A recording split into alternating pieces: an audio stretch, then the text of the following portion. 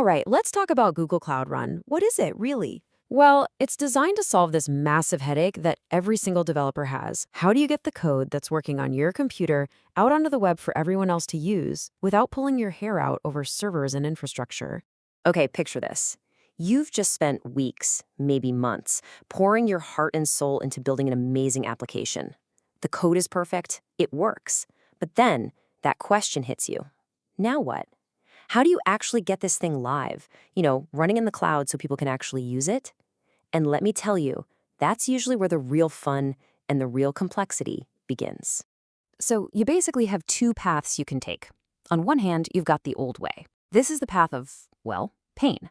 You're setting up virtual machines, you're trying to tame the beast that is Kubernetes, you're basically forced to become a systems administrator just to run your app. But then there's the new way, the serverless way. And the whole idea here is just so much simpler. You focus on what you're good at, your code, and you let the platform worry about everything else.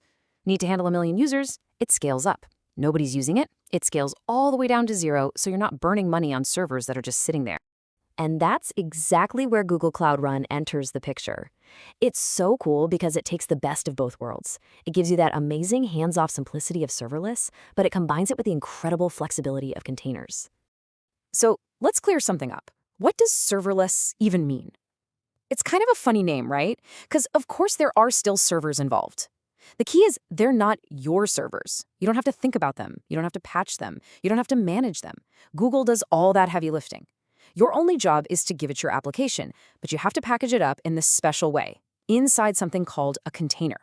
Just think of a container as a perfect little box. It has your code, all its libraries, everything it needs to run, all bundled up together. It's a standard format that can run anywhere. And this is what makes Cloud Run so special. First off, you can use any language, any library, literally any tool you want. If you can stuff it into a container, Cloud Run can run it. No lock-in. Then there's the scaling. It can go from 0 to thousands of instances automatically, like in a flash. And the best part, you only pay, and I mean only, when your code is actually running. Plus, this isn't just some toy for hobby projects. Nope, this thing is built to handle serious enterprise-level workloads. Okay, so that's the theory, which sounds awesome. But what does this look like in the real world? How does your code actually get from your laptop to the cloud? Well, the real magic of Cloud Run is its automated workflow. It completely changes the game. I love this quote because it's so true. You have to remember, it wasn't that long ago that doing this kind of stuff, setting up a fully automated deployment pipeline, was just crazy difficult. It was a full-time job for a whole team of specialists, DevOps engineers, just to get this right. And now, services like Cloud Run are putting that same power into the hands of every single developer. So check this out. This is literally the entire process. As a developer, all you have to do is step 1, you write your code and you push it to your repository, something like GitHub. And that's it. Your job is done. From that exact moment, automation just takes over. Google's Cloud Build sees your new code, it automatically builds a new container image for you, and then boom, it deploys it as a new version of your service.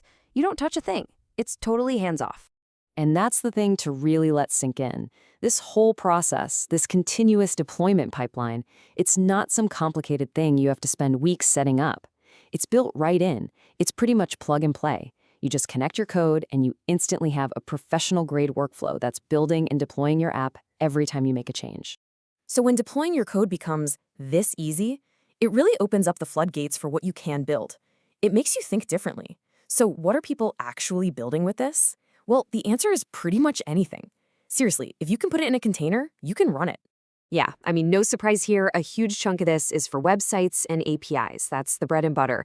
But what's really interesting is the rest of this chart. We're talking about heavy-duty stuff like hosting AI and large language models, running big data processing jobs, and handling all sorts of event-driven workloads. This just proves it's way more than a simple tool for hosting a basic web page. Let's break that down a bit. What does that actually mean? Well, on one end of the spectrum, you could have your personal website that, because it scales to 0, costs you absolutely nothing when no one is visiting it. Or maybe you're building the backend API for a hit mobile app. But then, on the other end, you could be doing some really cutting-edge AI work, like hosting a massive language model, and even giving it access to powerful GPUs to speed things up. The range of what's possible here is just huge. All right, the tech is cool for sure, but let's get down to brass tacks. Why should you care? What's in it for you, whether you're a hobbyist coder or working for a huge company? This is what we call the serverless advantage. And before we even get into the abstract benefits, let's talk about a very real number: 2 million. That is the number of requests your application can get every single month for free. And I want to be super clear here. This isn't some 30-day trial that expires. This is part of the permanent free tier. That is an insane amount of runway to get a project off the ground or even run a small application forever without ever seeing a bill. So when you put it all together, it really comes down to these 4 game-changing benefits. First, it's incredibly cost-efficient. That pay-per-use model combined with a giant free tier means you're not wasting money. Second, your productivity just skyrockets. You get to spend your time writing code, not wrestling with infrastructure. Third, the scalability is just there. It works automatically, scaling up and down as needed without you lifting a finger. And finally, that flexibility. Because it's all based on containers, you are never locked in. You can use the tools you already know and love. It's a winning combination, plain and simple. So I want to leave you with this thought. When the friction, that massive wall between your idea and a real, live, globally scaled application gets this low, it fundamentally changes how you approach building things. It makes you want to experiment, to try that crazy idea you had, to build and ship things faster than ever before. So the real question isn't just, what can you build? But with deployment this easy, what will you build next?